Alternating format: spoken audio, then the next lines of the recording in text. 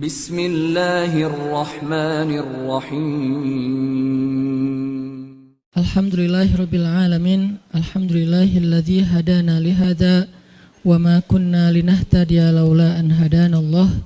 Asyhadu an la ilaha illallah wahdahu la syarikalah wa asyhadu anna Muhammadan abduhu wa rasuluhu la nabiyya ba'dah. Allahumma salli wa sallim wa barik ala sayyidina wa habibina wa azimina Muhammad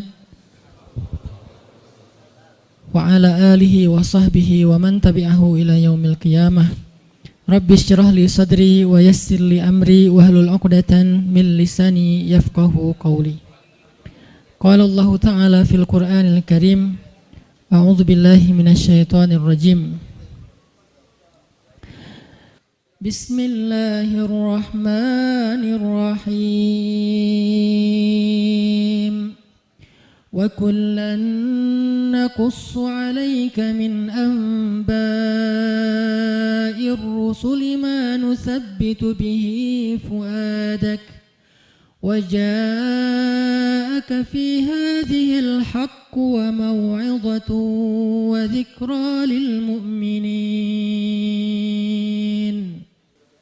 Dan semua kisah-kisah Rasul kami ceritakan kepada engkau Muhammad, agar dengan kisah itu kami teguhkan hatimu, dan di dalamnya telah diberikan kepada engkau kebenaran, nasihat, dan juga ada peringatan bagi orang-orang yang beriman. Bismillahirrahmanirrahim. Nahnu naqussu 'alaika ahsanal qasasi bima awhayna ilaika hadzal Qur'an wa in kunta min qablihi laminal ghafilin. Kami menceritakan kepada engkau Muhammad kisah yang paling baik dengan mewahyukan Al-Quran ini kepadamu, dan sesungguhnya sebelum itu engkau termasuk orang-orang yang tidak mengetahui. Shadaqallahul azim. Teman-teman sekalian, alhamdulillah kita bisa kembali bertemu dan bermajelis dalam halaqah ilmu setiap Rabu malam ini. Dan di akhir tahun ini kita memulai satu halaqah baru dalam kajian sharing Rabu malam, yaitu halaqah Darsus Sirah atau mempelajari Sirah Nabawiyah. Kita coba untuk mendalami kisah-kisah atau cerita dan sejarah dari kehidupan orang yang paling mulia, yang paling agung, yang rasa-rasanya nggak ada yang lebih pantas untuk kita pelajari kehidupannya dan kita kenal sosoknya daripada Muhammad Rasulullah SAW. Sampai targetnya apa? Sampai kita bisa mengenal Nabi lebih daripada kita mengenal keluarga kita. Itu baru kita disebut dengan orang yang mencintai Nabi. Jadi kalau kita bilang mencintai Nabi tapi kita nggak terlalu kenal Nabi, cuman tahu namanya dan tahu sepenggal dua penggal kisah yang nggak terlalu jelas tentang beliau, kayaknya ucapan kita itu belum terbukti. Karena orang yang mengenal seseorang baru disebut mengenal kalau dia tahu betul tentang cerita orang itu.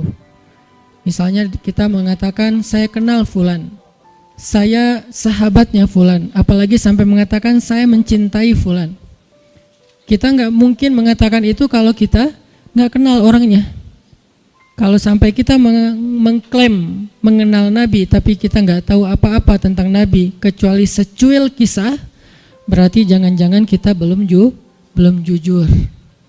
Nah, harusnya seperti apa kita mengenal Nabi? Kalau seandainya kita mau melihatnya dari angle yang benar, harusnya kita mengenal Nabi lebih daripada kita mengenal keluarga kita. Karena ketika Umar bin Khattab datang kepada Nabi dan mengatakan, "Ya Rasulullah, aku mencintaimu lebih daripada apapun selain diriku," maka Nabi mengatakan, "Belum cukup wahai Umar." Lalu Umar meralatnya mengatakan, "Aku mencintaimu lebih daripada diriku sendiri," maka kata Nabi, "Al-an ya Umar, sekarang baru cukup wahai Umar." Salah satu pelajaran dalam adegan itu adalah harusnya kita mengenal Nabi bahkan lebih daripada diri kita sendiri. Kita mengenal Nabi lebih daripada keluarga kita. Seperti apa kita mengenal ibu kita, ayah kita, pasangan kita buat yang udah punya pasangan, atau anak-anak kita. Maka kita belajar mengenal Rasulullah SAW lebih daripada mereka semua. Seorang ibu tahu betul karakter anaknya. Seorang ayah tahu betul tentang kebutuhan anak-anaknya. Seorang suami atau istri tahu betul tentang sifat pasangannya. Anak tahu betul apa yang baik untuk orang tuanya, apa yang menyenangkan hati orang tuanya, dan seterusnya. Maka harusnya kita lebih tahu betul tentang Nabi daripada keluarga kita. Ini salah satu goalsnya, sampai kita bisa mengenal Nabi lebih daripada keluarga kita sendiri. Dan ini bukan hanya buat teman-teman di sini, tapi juga buat saya pribadi. Sambil saya menyampaikan, karena ini bukan dari saya hanya menerjemahkan bacaan dan wawasan yang saya dapatkan, baik ketika dulu masih belajar di Al-Azhar maupun sampai sekarang karena jadi murid itu seumur hidup terus belajar ke dalam bahasa yang mungkin mudah-mudahan bisa lebih mudah kita fahami tentang sirah Nabi. Sehingga kita sama-sama nanti satu saat makin lama makin kenal dengan Nabi, makin tahu tentang Nabi sampai bukan hanya yang zahirnya. Karena seperti yang saya pernah sampaikan, sunnah Nabi itu ada 3. Hanya dari 3 ini mungkin 2 sering dibahas, tapi yang ketiganya jarang dibahas. Ada sunnah surah penampilan Nabi. Sebagian dari penampilan Nabi hukumnya wajib diikuti, sebagian yang lain hukumnya sunnah diikuti. Artinya penampilan Nabi itu banyak dibahas tentang jenggotnya, tentang sorbannya, tentang jubahnya, tentang sendalnya, dan seterusnya. Kemudian yang kedua, sirah perbuatan Nabi. Kehidupan Nabi secara zahir. Cara tidur Nabi, cara berdiri Nabi, cara jalan Nabi, sikap Nabi, marah Nabi, dan seterusnya. Sirah aktivitas Nabi, termasuk jihadnya Nabi, dakwahnya Nabi, kehidupan pribadi beliau, kehidupan keluarganya, kehidupan masjidnya, kehidupan tetangganya, kehidupan masyarakatnya, dan seterusnya. Sirah itu banyak dibahas dan sekarang pun kita sedang membahas itu. Tapi ada satu hal yang jarang dibahas, sarirahnya Nabi. Jadi ada surah, ada sirah, ada sarirah, perasaan Nabi. Apa yang membuat Nabi bahagia, apa yang membuat Nabi sedih, apa yang membuat Nabi berkenan, apa yang membuat Nabi gak suka, apa yang membuat Nabi sakit hati, apa yang membuat Nabi berkesan di dalam hatinya, gimana Nabi memaafkan kesalahan orang lain, apa yang membuat Nabi malu, apa yang membuat Nabi marah. Semua itu masuk dalam kategori sarirah. Gimana Nabi orangnya sangat menjaga perasaan sehingga paling gak suka menyinggung orang lain atau memberatkan orang lain, membebankan orang lain. Itu namanya sarirah. Kita sampai kalau bisa mengenal sarirahnya Nabi, bukan hanya surah dan sirah, tapi sampai sarirah. Karena kalau kita gak belajar sarirah Nabi, kita hanya belajar kulitnya, yaitu yang tampak saja. Jangan-jangan semakin kita mengetahui sunnah Nabi, semakin kita jadi bikin orang gak nyaman. Semakin galak, semakin eksklusif, bahkan jangan-jangan gak sengaja kita semakin merasa paling benar. Padahal Nabi SAW sendiri dengan sarirah beliau adalah orang yang paling menyenangkan. Gimana Nabi jadi orang yang paling menyenangkan? Itu sarirah, bukan sirah, bukan surah. Nabi menyenangkan bukan hanya karena beliau ganteng, itu udah pastilah. Tapi banyak orang ganteng tapi nyebelin ya. Ada orang, yanya kenceng di belakang. Ada cewek makin cantik, makin bikin kita kayak gak nyaman gitu. Kenapa gak nyaman? Karena mungkin kecantikan dia itu jadi fitnah, kecantikan itu bikin dia jadi jutek atau apa.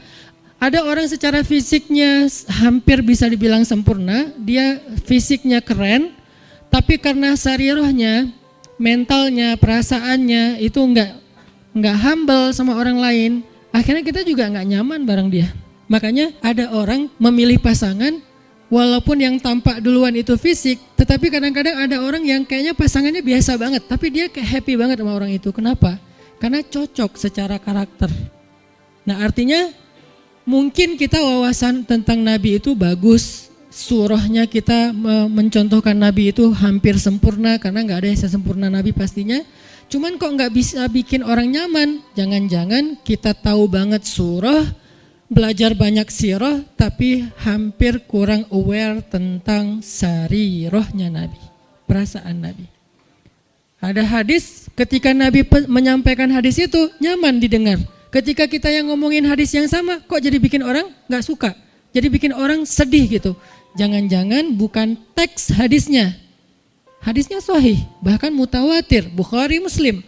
Tapi hadis yang sahih itu ketika Nabi yang menyampaikan, orang nyaman. Ketika kita yang menyampaikan, orang malah sedih. Berarti ada sarirah yang kelewat, yang miss, yang kita nggak mem-packaging, membungkus teks tadi ketika kita menyampaikan kepada orang lain. Nah, kita pengen belajar kehidupan Nabi itu bukan hanya yang tampak, tetapi kita pengen mendalami dari sisi-sisi sarirahnya. Nanti yang akan teman-teman dengarkan dari kajian sirah ini, mungkin hal-hal yang teman-teman udah pernah dengar dari yang lain.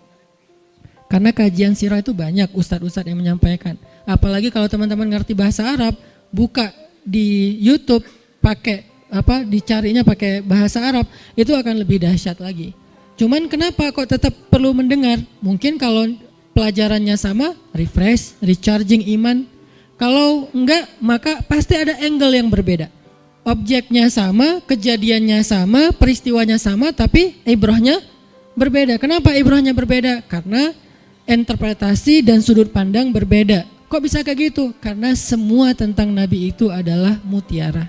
Dilihat dari mana aja bercahaya. Ada yang cahayanya dari sebelah sini. Wah, saya lihat dari sini ada ibrah, pelajaran penting, petunjuk hidup.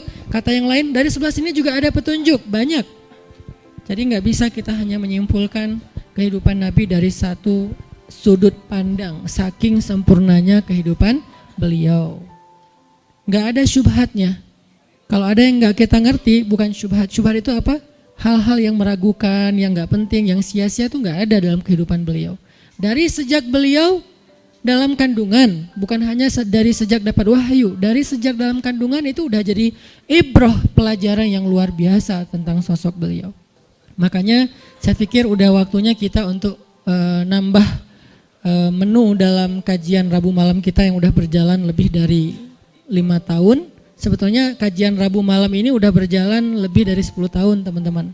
Karena sebelum ada Pemuda Hijrah, Rabu malam udah ada kajian saya di Masjid Al-Latif. Cuman dulu kajiannya yang hadir paling 15 orang, 20 orang. Kalau Persib lagi main libur ya.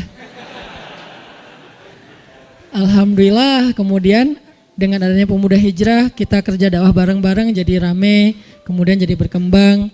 Artinya dulu tuh kajian kita tuh udah sempat masuk ke level apa, kemudian kita coba lightkan lagi supaya semua orang bisa nyaman dengan bahasa-bahasa taklim. Dulu udah agak bold tuh, makanya saya bilang dulu kajian kita tuh membahas tentang rijal, para tokoh-tokoh kesatria Islam. Saya pernah bahas Ikrimah anaknya Abu Jahal, seberapa kerennya Ikrimah. Saya bahas juga tentang kisahnya Imam Hasan Al-Basri, Ibnul Musayyib, Umar bin Abdul Aziz, sampai yang terakhir sebelum datangnya Pemuda Hijrah kita membahas Nuruddin Zinki. Dulu tuh udah sampai ke pembahasan rijal, tokoh-tokoh Islam. Tapi karena kebutuhan dakwah dengan segmen yang lebih luas, kita pakai menu yang lebih light lagi. Sekarang cengeknya dikurangin, ya. Jadi light, jadi semua orang bisa makan, anak kecil juga bisa makan nasi gorengnya. Tapi itu udah berjalan 5 tahun. Sekarang saatnya pakai tambahan cengek, lebih lada dikit. Supaya apa? Supaya lebih nikmat, supaya lebih kerasa. Nah ini kita tambahin dengan sirah. Saya pikir semua teman-teman yang hadir di sini adalah orang-orang yang udah lama ngaji, udah rajin ngaji, udah ngejar taklim. Yuk belajar sirah sama-sama sampai kita mengenal sosok Nabi seperti kita mengenal keluarga kita.